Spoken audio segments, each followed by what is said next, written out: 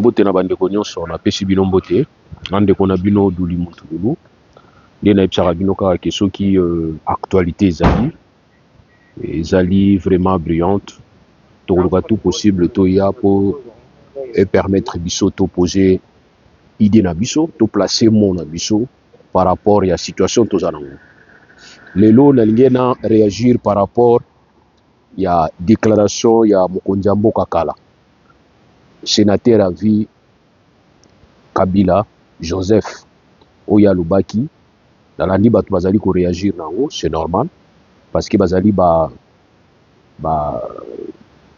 homme d'état homme d'état yali bato batambusi mboka et je pense que kopesa pe moi point de vue ya ye eza bien, mais il était question peut-être à landa ba principe mususu parce que yazali lié na devoir de réserve étant donné kazala ki mokonzi ya mboka oyo tozali kotala ba président ya kala na ba mboka mususu comment est-ce que baza pour se comporter. Alors ngai pe lelo nalingaki na placer mot est à réagir comme homme politique, est à réagir comme homme d'état, est moment ezalaki propice pour naye. Pourquoi est-ce que banda atika pouvoir ye to bien avant pe koloba komaki moins et aponi koloba kaka lelo yo ou situation ya mboka eza na niveau toza nango. C'est là où on doit se poser des questions par rapport à la réaction naye. Mais c'est normal qu'il y parce que c'est un Congolais. Mais Congolais nous sommes à mon côté. Pour preuve, il y a ça la raté loi et prévoir. Attends que moi c'est à l'obaki qui est à côté, mais loi et prévoir que tout pour naye. Moi par Azaranango, moi ba privilège Azaranango. Moi je pense que les privilèges où la loi prévoit qui pour naye, ils sont liés na statut où yazalaki na yango. Donc yango to lobi que est il devrait dire quelque chose. N'est-ce pas, il fallait alobalika momoko où il fallait apporter plus que pelisa plus. Ça c'est un point de vue où on a dit qu'on mettre ici. Avant de continuer na point de vue wana, je pense qu'il faut d'abord pourquoi est-ce que tu as à niveau où on a mourir à histoire et puis il y a mourir à comparaison.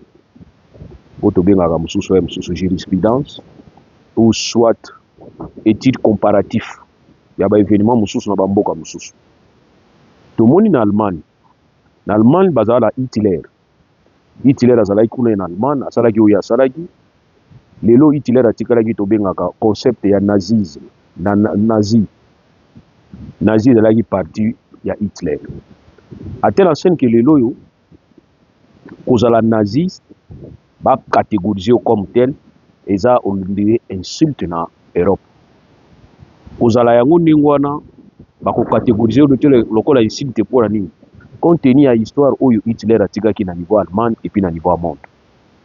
C'est ainsi que ça rabino que ce qu'on raté cause à la juger na justice ya mokili histoire peut go juger comme juge. Bomoni lelo histoire ya Hitler na le barango toujours. C'est un prénom qui n'existe pas en Allemagne actuellement. Aucun enfant qui est né après Hitler a soit prénom à Hitler. Azati. Et je ne pense même pas que même famille à Hitler, que biso ba famille à Hitler, bazati. Et encore moins parti politique à Hitler et le ba souffrir en Allemagne.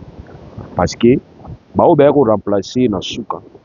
Ba ko matsabar tellement likolo pour na bien ya peuple, pour na kimia ya peuple. Donc ba matsaki bar tellement likolo pour na bien-être la population ya peuple. Lelo ba to ba bossa na Hitler, à telle enseigne que ba to mona Hitler ni mabe. C'est une mauvaise histoire. Au Allemand, babé raté na niveau ya allemand, so betel bangoli solo Hitler ba regretter. Ndenge moko fallait ça la mais pas na biso. Kabila soki to mona ki mabe na ndinga tamusa ki mboka, c'est parce que tozali ko yebisa Kabila. Kabila tu te comportes très mal. Tozali ko yebisa ye ke Kabila tu te comportes très mal. Na RDC tozana un problème moko. Chaque mutu akoma président mboka akansaka akoma nzambe. Yango moni même Mouza Tunara Mobutu, qui t'a dit que tu étais bien. Mouza est mort par Komara Mouanzam. A Kani ba parti politique nyonso, a pêché avantage na CPP na ye, Makamunaye belé tia kenda inenga kiwan. Kabila 18 ans na pas comment il lokola Nzambe.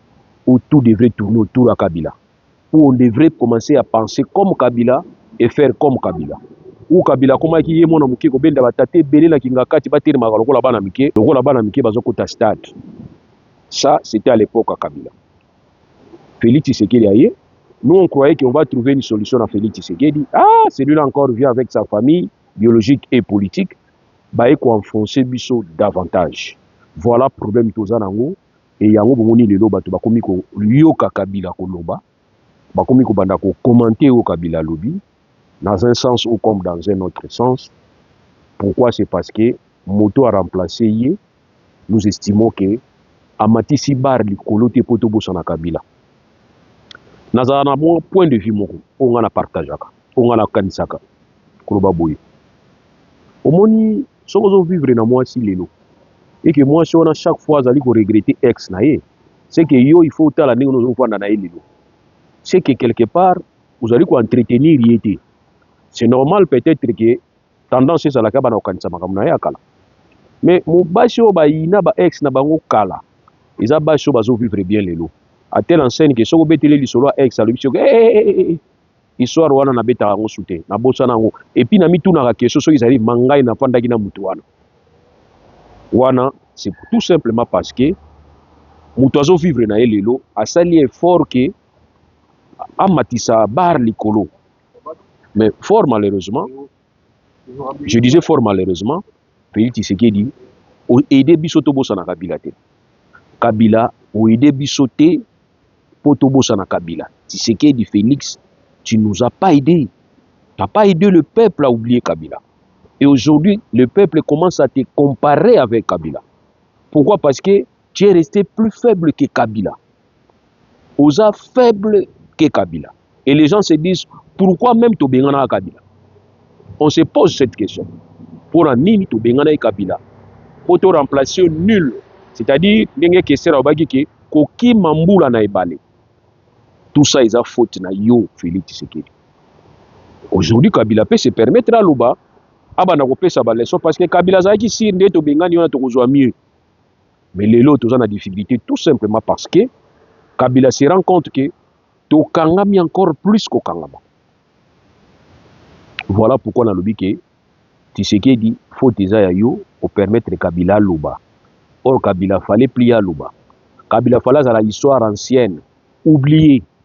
Mais le Kabila continue à l'actualité tout simplement parce que yondo tamusimbo kabiente. Et difficulté aux anango à reconnaître faute. Tout ce que tu as déclaré, toutes les promesses que tu as au ça qui bat au saliangoté. Et quelqu'un qui confond discours et campagne. Discours en campagne, c'est des discours et campagne, c'est démagogie. Non, c'est ainsi qu'il y a certains discours qui sont démagogiques. Or, soit le discours démagogique, c'est-à-dire discours il y a l'oukuta. Et il y a une différence entre discours démagogique et discours à campagne. Discours à campagne, tu donnes des promesses réalisables, réalistes. Mais tant que tu fais ça, promesse qu'à partir d'aujourd'hui, nako zoabino nzambe nako inviter nzambe na Congo nzambe bomona ya goya. À partir d'aujourd'hui, nako zoa soleil nako ya na bombi soleil comme ya Congo. Pourquoi ce genre de discours tombé en discours politique? Non. Et ça mensonge. Et ce genre de personnes qui ont mentir. Donc voilà pourquoi nous avons dit que Kabila, je ne sais pas si tu avais intervenu comme homme d'État, comme homme politique ou comme citoyen simple. Mais or yo Kabila na trempe na yo, na statut na yo, na rôle yo joué qui na RDC, aux citoyens simple. Et homme d'État, je pense que ce que vous réellement homme d'État, il faut avoir réserve ici. Mais je pense que tu as été comme un homme politique qui a réagi. Mais or, malheureusement, il y a un président à Mbokate. Vous avez peut-être un parti politique comme un homme politique, mais en tout cas, c'est difficile aux hommes sous président. Dans les collègues, nous avons des George Bush, nous avons Bill Clinton, Obama, nous avons Sarkozy, nous avons Hollande, en France, nous avons président Belé, même en Afrique, nous avons par exemple un président africain. Vous sentez que Gaza Moutoumoko a commandé des références, les gens viennent chez lui poser des questions. Kolingaka a été qui Félix Karaya répond à toutes nos questions. Non. Les autres aussi peuvent venir chez vous pour toutes nos questions, pour nous peut-être des orientations. Et les locaux, vous appelez peut-être références, même au niveau Afrique, ça, on disait ça. Parce que de la façon dont il y a du pouvoir, et on s'est rendu compte après que la façon qui a permis à ce que en 2018. Et ça la mandingue et salamaki. Alors la façon dont Oyotika qui pouvoir, nous on croyait peut-être qu'ils étaient volontaires. Mais on s'est rendu compte qu'après qu'ils étaient sous pression. Et où tu n'as pas le choix. Qu'est-ce qui s'est passé? Il faudrait contrôler la RDC. La RDC volontaire qu'on contrôle en Bandakala. Tant que les Belges vont échouer, ou le peuple va aussi avoir indépendance. Premier point, c'est là qu'il faut les Congolais, dans la table ronde, séparée, divisée. Mais avec sursaut d'orgueil, Basangani Baye, Basengi indépendance immédiatement, parce qu'il y avait un groupe qui demandait l'indépendance dans 80 ans. Il y avait l'indépendance, indépendance. Et il y avait d'autres groupes qui ont l'indépendance immédiatement. Et finalement, Bakendagi a Kokabwana, mais Bakuma Sangana na niveau table ronde, il va juger indépendance. Et cette façon de faire les choses est dérangée qui plaît à Belge. C'est ainsi que Balbagi que avant indépendance, c'est égal à après indépendance. Pourquoi? Parce qu'ils ne voulaient pas lâcher la RDC. Ma grand politologue Balobiki, c'est lui qui dirige l'Afrique, c'est lui qui a l'Afrique à diriger le monde. Pourquoi? Parce que nous avons deux biens qui nous permettent, finalement, après, bien nous permettre de biso, tout y bako pesa monde, et nous que monde dans nos besoin. Ouais, monde dans nos besoin, avec beaucoup en Afrique. Afrique, ils ont biloko, ils ont régorger, ils ont contrôlé l'Afrique, ils ont bon. Alors, on ne pouvait pas laisser l'Afrique entre les mains des Africains. Ou soit, il faut diviser l'Afrique. Pour diviser la frontière, mais il faut qu'il y ait un conflit en Afrique pour permettre à ce que tous allons vraiment concentrer. C'est ce qui s'est passé dans différentes sécessions Salamaki, à Kassai, et puis dans le niveau de la sécession à Katangès. Voilà, c'était dans leur plan. Et plan, on est lointain. Maintenant, plan, on a bien coupé ça, pas Kagame. Kagame, ce n'est pas un bon élève. Ils savent que Kagame a la démocratie zéro. C'est ainsi que le qu'il a fois passé qu'on ne doit pas se moquer. Kagame ne doit pas se moquer à Félix, parce que Félix Tshisekedi Aza avant-dernier, Kagame Aza dernier dans la démocratie. Alors, on s'est étonné de voir celui qui est dernier de la classe se moquer de l'avant-dernier. Avant-dernier, c'est Félix Tshisekedi. Kagame, c'est le dernier de la classe. Mais Kagame a un rôle à jouer. Pourquoi? Kagame Aza na leadership dans Mboka na ye. Azo maîtriser Mboka na ye. C'est quelqu'un qui est négligé, mais Aza na facilité à maîtriser Mboka na ye, na ndenge na lolenge na ye. Et tant que a maîtrisé Mboka na ye na lolenge na ye, ba ko pesa mission ya ko contrôler bango RDC. Anglo-saxon ba pesa mission à contrôler RDC. Yango moni Kagame bani ko contrôler RDC. Abandaki a on a Mosé Laurent Désiré Kabila. Or Mosé Laurent Désiré Kabila pas agine district. Mona ma ipe ba ibiso so banda 1980 abosa na makamba ko bunda parce que dernier ko signaler biso na ye ezalaki na 1980 na moba. Afana na ya kota na COP ne mususu. Ba 96 ba ko bimisa mona mai ba lobitela o ya bunda sa Mobutu yeyo to utiliser.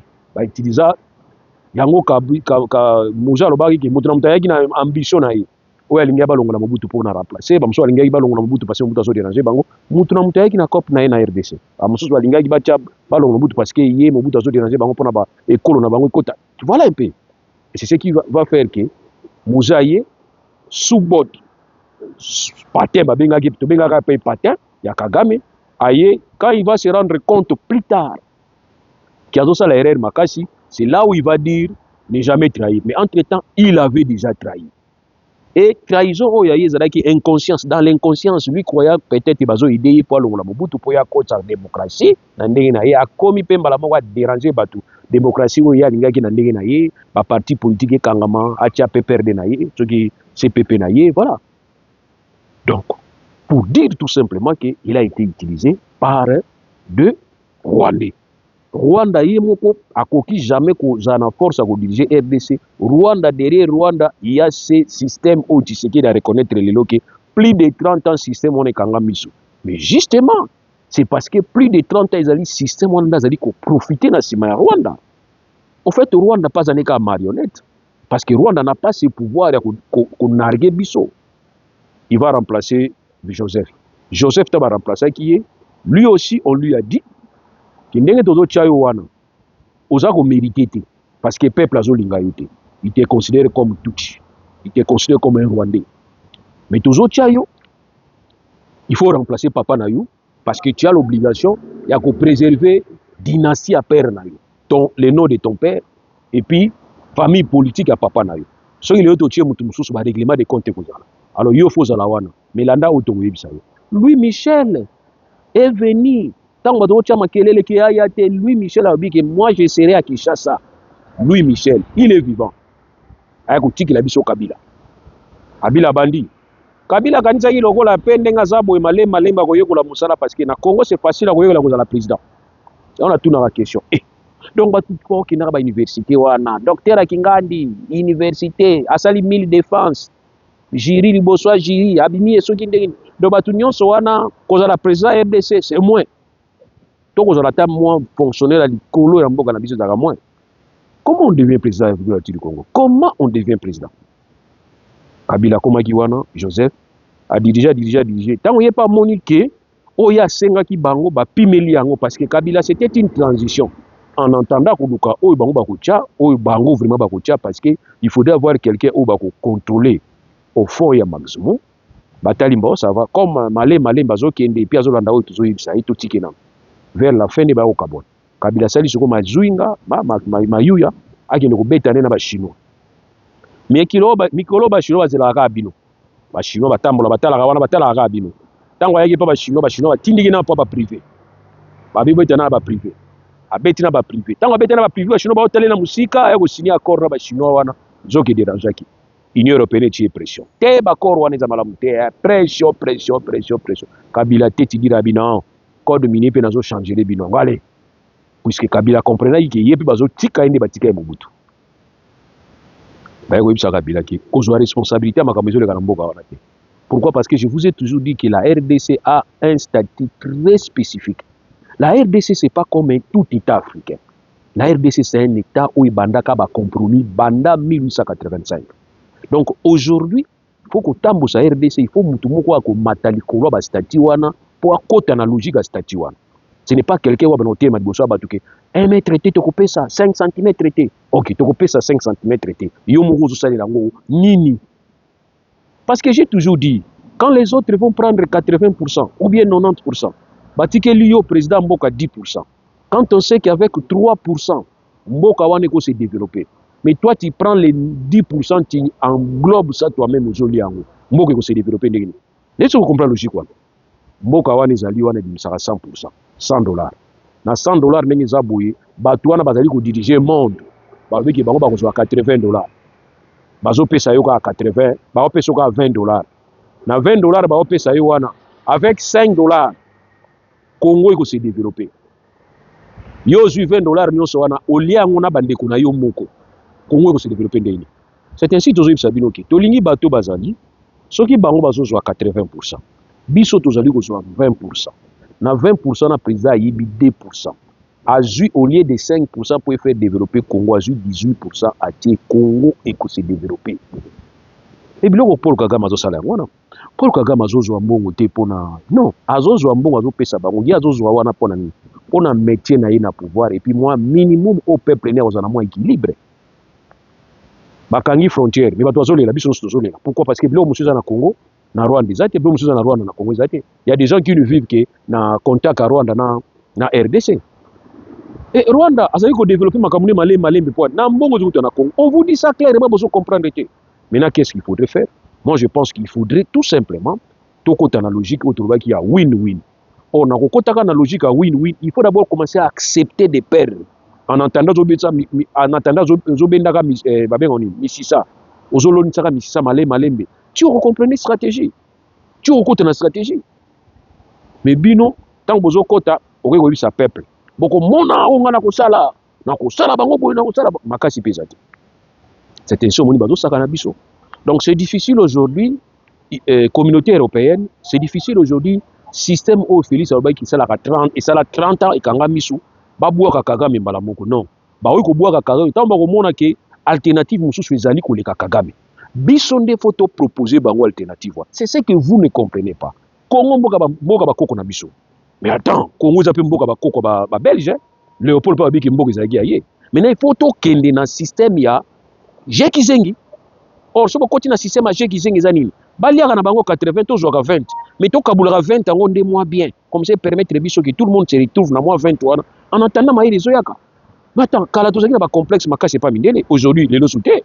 Les lots sur la complexe na mindele ke. Vous avez vu l'exemple à Mali, vous avez exemple ya Niger, vous avez exemple ya Burkina Faso, complexe na mindele za sauté. Dernièrement na yoki ba français bazo kanga ba base na bango balobaki oyo ba yokanaki côté moso ba yokanaki te ba pesi bango ordre. Moto kota ba détail wana te. Mais du moins quelque part, il y a des gens qui commencent à dire non. Et même pas bien avant ça, De Gaulle, tant qu'il y a en Afrique, a tout ni bango bolingi d'indépendance. Mais dans un pays où répondait que oui, tout l'indépendance. Tu vois? Donc pour dire que tout côté à niveau moko oyo, to commencer na bango, to banonso na bango. To bali ko matchako pourcentage malé. Moi je pense que c'est comme ça il faut procéder. Ou bien soit bossa la révolution. Mais Congo beaucoup de révolution te. Beaucoup de révolution te. Pas le peuple a besoin de sa révolution. Le peuple a besoin de sa révolution, vous avez d'abord un argument intellectuel. Un argument intellectuel, les amis, compréhension. Parce que tu peux être intellectuel, mais sans compréhension, c'est nul. Là. Or, biso tout ça, intellectuel, mais là, vous comprenez. Incompréhension. Les lois, ils sont condamnés qui m'abé au Kabila Salaki, parce qu'ils ont qui m'abé. Les lois, ils ont un pouvoir. Sauf que c'est que m'abé yangoyo. Incompréhension. Mais il est intelligent. Talani va venir Vembata nyonso alobelaki contre Kabila lelo bata zo soutenir yango azama yele viens azama yele mais incompréhensif alors bolingi siko révolution na Congo ndeni donc on est à l'aise quand c'est mon frère qui est là comme Zaï Kabila Zaï on a bata Zaï scientifique bata cesse d'être scientifique parce que ndeko na komi donc moi je pense que lelo Kabila so kaza na makasha konoba otika loba faut déjà Tshisekedi faut déjà yo donc Kabila ju courage à loba et na bamboka musu Kabila ko lubati Kabila faza batu abatama na yepa fanda na yeka ndenga fanda wana ça dit so obiti Kabila afwa batama zu elongi na bomba mais aujourd'hui il devient encore fort de plus en plus fort parce que il est en face à faible. Merci beaucoup vous les obeta na pesi bino mbote mais vous s'abonner quand même na moni vous s'abonner souté vous s'abonner tozana bino kaka contact il a parlé c'est facile à répondre vous répondre doucement azaki allié na bino. Rappelez-vous, na FCC Cash, il vous a aidé. En tout cas, ça aide nos pouvoirs facilement, il faut reconnaître. Parce que ce que Félix a fait en 2023, il y a ça la élection en 2023, Kabila pouvait aussi faire ça. Mais il a compris que sur ça, on a créé problème dans notre pays. Et aujourd'hui, apparemment, c'est comme si Azan a respect dans le monde entier. Pourquoi? Parce qu'après ça, il a nos pouvoirs calmement. Mais il vous a dit que ce n'est qu'un au revoir. Abani kozonga parce que bino besoin ici. Allez, merci beaucoup na bino nyonso. Bo s'abonner mingi na compte nanga DLM Lulu TV. Allez, bye.